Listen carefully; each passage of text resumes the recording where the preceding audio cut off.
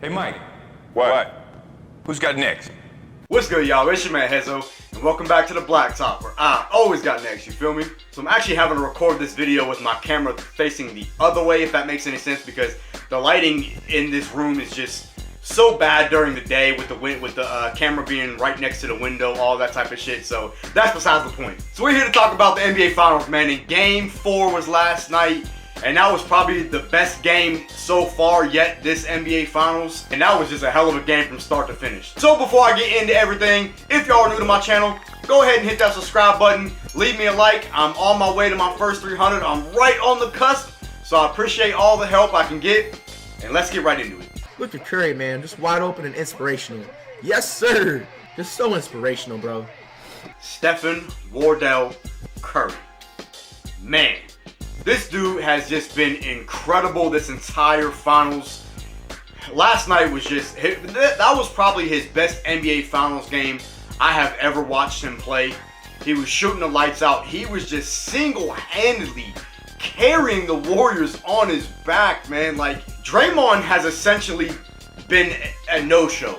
He has done virtually nothing, and at times it looks like you can't even have him on the court. He's such a liability on offense. Klay has been just not great. He had a really good Game 3, but didn't shoot the ball relatively well in Game 4. He hit some shots, especially in the fourth quarter. He did hit some big shots down the stretch. And then Jordan Poole had an okay game off the bench as well. He has kind of been up and down this series as well. Again, had a nice Game 3, but had just an okay Game 4. But Curry, man, has just really carried the Warriors, and now has the Warriors in a 2-2 series, tied up with the Celtics, and only 2 wins away from another championship, in which it's kind of inevitable that Curry will be MVP if they win this championship. Now let's talk about Boston for a second. Jason Tatum, man. I've said it over and over and over. You have to be better. He was a no-show again in the fourth quarter. And Jaylen Brown, after he hit those 2 crazy layups to, I think, put Boston up 4 with about 5 minutes or so left. Correct me if I'm wrong on that. But he didn't touch the rock for like another 2 to 3 possessions, which I don't understand. And then he ended up not even hitting the field goal the rest of the game. The inconsistency with this Boston offense is just, it's not enough. They have 2 wins right now, but they're winning because of defense. They're really not scoring enough to beat the Warriors. You have to outscore them. When your defense is doing essentially nothing against Curry, Marcus Smart can only do so much against Curry. I mean, the dude just hitting step back threes in people's faces. Like, there's nothing more there's no other way you can defend that. So you have to make adjustments in terms of the way you score the ball, because your defense clearly ain't stopping Curry. And what's crazy is, this was the same Boston defense that gave Kyrie and KD problems, but Curry's just looking like it's light work. Light work for Curry right now. Now, I don't know if that's Boston fatigue or what, but when I look at Jason Tatum, you are supposed to be a superstar. There's people talking about if he was better than Luka. But come on, man. You're not showing up enough. He's playing relatively decent. But in an NBA Finals, you have to be better than decent. You have to be great. As the best player on a team, you have to be great. And he has not been great.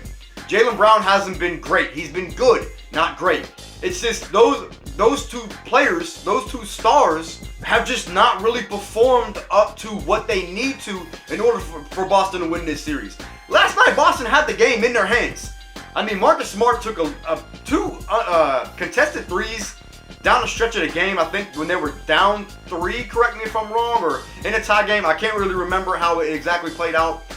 But it was 2 big shots that he missed, and I'm wondering, come on, man, why are you still shooting? You're not a shooter. He had a really good Game 3, but he has his moments. Al Horford has really been essentially a no-show ever since Game 1. He did hit a clutch 3 down the stretch of the, in Game 4 when they were down 6.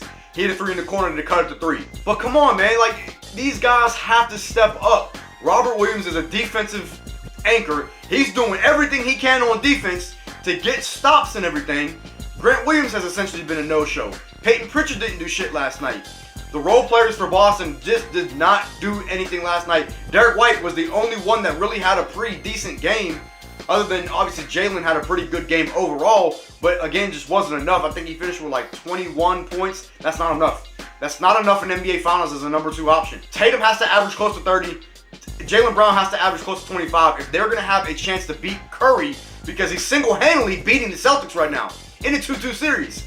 Now they lost home court advantage. It's going back to San Francisco for Game 5. And that's going to be a game where, even though that Boston has not lost back-to-back games yet this playoffs, it's going to be very interesting to see if they can win a Game 5 on the road, another game in San Francisco. I don't know if I see that happening. Now, I said that again when they played Miami. I didn't know if I saw them winning a Game 7 in Miami, but they proved me wrong on that. But Boston has just not really, they didn't really look great in Game 3. It was a great, not Game 3, Game 4, my bad. It was a great battle from start to finish, but at the same time, it's not a Boston Celtic game. They just did not shoot the ball well. They hit some threes here and there, but overall their offense just looked lackluster. Jason Tatum, man, he's getting to the rim, but he's not finishing. He's not finishing through contact. He should easily be able to finish those layups that he's missing. And I said the same thing about Giannis. Giannis missed a lot of layups in that Milwaukee-Boston series. It makes me question, well, not even makes me question. If Chris Middleton was healthy in that series, we'd be watching a Golden State-Milwaukee NBA Finals. And y'all can quote me on that, I don't care. It would be Milwaukee in the NBA Finals today if Chris Middleton was healthy during that Boston series. That's another topic for another day. Boston, if you're going to win this series, Jason Tatum, you got to step up. You got to step up more than what you have. 23 points, 9 for 23 from the field. That's not it, man. Yeah, it's 8 assists or 6 assists, whatever it was. He's doing great playmaking. I get all that. But Jason Tatum's a scorer.